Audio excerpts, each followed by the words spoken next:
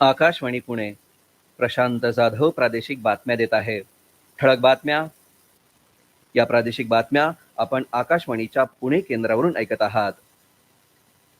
पुण्यातील माधव सदाशिव गोळवलकर गुरुजी माध्यमिक विद्यालयाच्या इयत्ता 9वी मध्ये शिकणाऱ्या गीता धनावडे या विद्यार्थिनीची इस्रोच्या युविका 2024 अंतर्गत प्रशिक्षण कार्यक्रमासाठी निवड झाली आहे.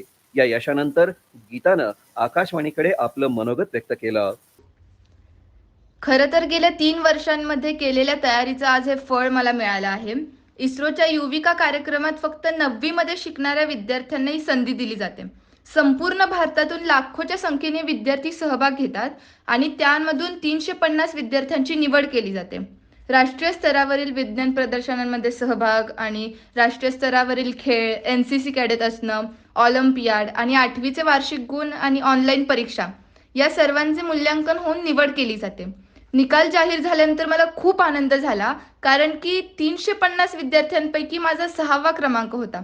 अहमदाबाद इथल्या केंद्रातील प्रशिक्षण कार्यक्रमासाठी माझी निवड झाली असून तिथे खूप मोठमोठ्या शास्त्रज्ञांच्या सानिध्यात मला प्रशिक्षण मिळणार आहे आणि माझ्या लहानपणापासूनच्या ज्या काही शंका होत्या त्यांचं निरसन होण्यास मदत होणार आहे.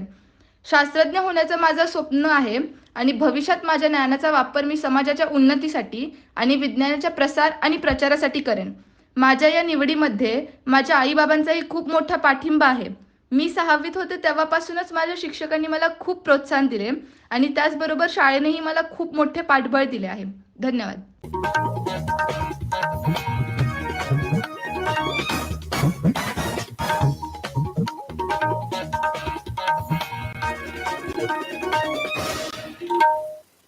विविध भारती पुणे. मंजुषा गायधनी सादर करत आहे पुणे वृत्तांत. पुण्यातील माधव सदाशिव गोळवलकर गुरुजी माध्यमिक विद्यालयाच्या गीता धनावडे या विद्यार्थिनीची इस्रोच्या युविका 2024 अंतर्गत प्रशिक्षण कार्यक्रमासाठी निवड झाली आहे.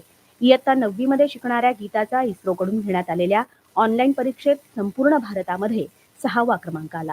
गीताला इस्रोच्या अहमदाबाद इथल्या केंद्रात 12 ते 25 मे प्रशिक्षण देण्यात येणार आहे.